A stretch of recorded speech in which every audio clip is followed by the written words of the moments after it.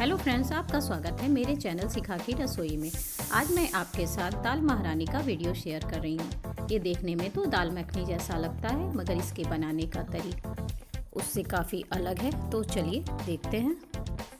इसके लिए मैंने आधे कप साबुत उड़द की दाल ली है। अब हम इसमें 1/4 कप चित्रा राजमा लेंगे। ये राजमा काफ़ी अच्छी तरह से गल जाता है। 1/4 कप चने की दाल। जितना हम राजमा लेंगे उतना ही हमें दाल भी लेना है। अब हमें इन तीनों चीज़ों को दोनों हाथों से अच्छी तरह से रगड़ रगड़ कर साफ़ कर लेना है। अगर इसे हम अच्छी तरह से साफ़ नहीं करेंगे तो दाल का कलर हमारा ख़राब आ जाएगा, वो काली काली से दिखेगी। उड़द की दाल में काली पॉलिश होती है, इसलिए हमें इसे अच्छी तरह से रगड़ रगड़ कर साफ़ कर लेना है। देखिए, मैंने इसे अच्छी तरह से साफ़ कर लिया है। अब हम इसे 6 से 7 घंटे या पूरी रात भिगोने के लिए रख देंगे। मैंने इसे पूरी रात भीगने के लिए रख दिया था। अब हम इसके ऊपर का पानी फेंक देंगे और इसे फिर से गर्म पानी से 2 से 3 बार धोएंगे।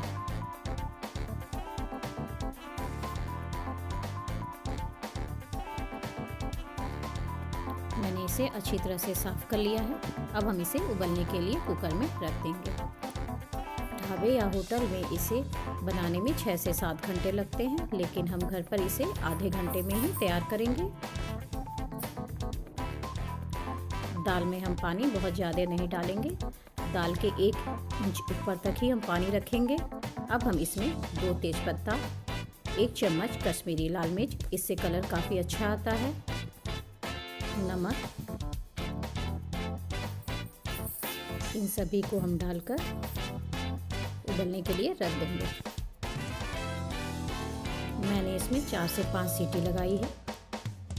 अगर 4 से 5 सीटी में दाल नहीं गलती है तो आप इसे फिर से चढ़ाकर अच्छी तरह से गला लीजिए। देखिए कि कितनी अच्छी तरह से गल गया है। देखिए, दाल भी गल गया है, राजमा भी अच्छी तरह से गल गया है। अब हम एक मोटी तली का बर्तन लेंगे, उसमें 3 चम्मच तेल डालेंगे। अगर मोटी तली का बर्तन नहीं होगा तो दाल इसमें चिपक जाएगा। अब हम इसमें आधा चम्मच अजवाइन डालेंगे। अजवाइन बहुत जल्दी ही जल जाता है, इसलिए मैंने 2 बड़े प्याज पहले से ही काट कर रख लिए थे। अजवाइन के डालते ही हम प्याज भी डाल देंगे और इसे गोल्डन ब्राउन होने तक भूनेंगे।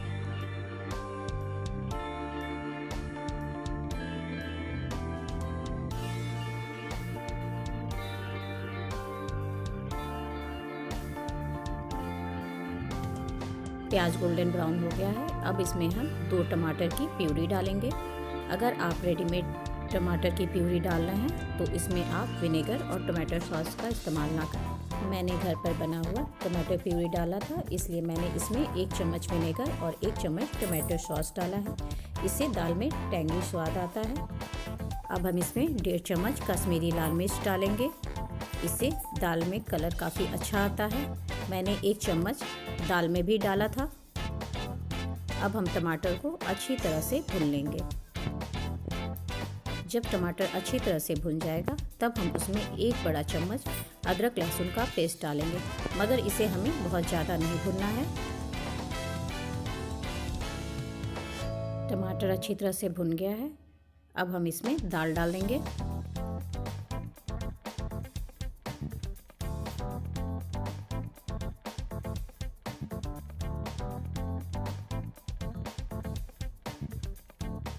इसे हम ढककर अच्छी तरह से पकाएंगे।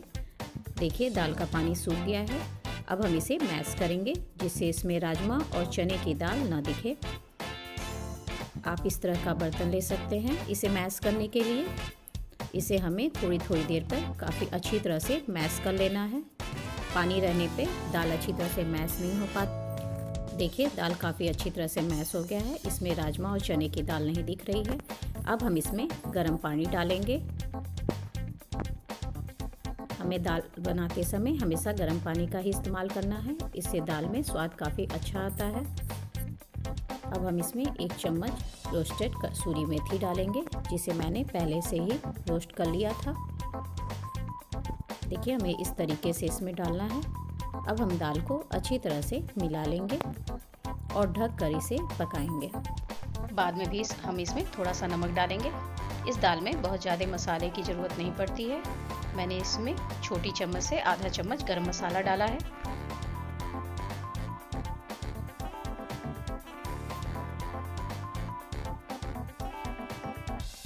अब हम इसमें 1.5 चम्मच मक्खन डालेंगे और 3 चम्मच क्रीम डालेंगे। आप इसकी जगह मलाई या दूध का भी इस्तेमाल कर सकते हैं। मक्खन और क्रीम को डालने के बाद दाल को हमें बहुत ज़्यादा देर नहीं पकाना है। हमें 2 मिनट से पकाकर इसे बंद कर देना है। दाल मखानी की तरह इसमें बहुत ज़्यादा क्रीम और बहुत ज़्यादा मक्खन नहीं पड़ता है। इसमें बहुत ही कम मात्रा में मक्खन, क्रीम और मसाले पड़ते हैं। दाल पक गया है। अब हम इसमें अदरक के लच्छे डालेंगे और गैस बंद कर देंगे और इसे ढककर रख देंगे। अब हम इसका तड़का तैयार करते हैं। इसके लिए मैंने 2 चम्मच मक्खन लिया है, उसमें कसूरी मेथी और आधा चम्मच कश्मीरी लाल मिर्च डाला है और इसका तड़का तैयार कर लिया है। ये ऑप्शनल है, अगर आप चाहें तो डालें, वरना आप इसे स्किप भी कर सकते हैं। आपको मेरी ये रेसिपी कैसी लगी मुझे कमेंट बॉक्स पर ज़रूर बताएं। Thank you.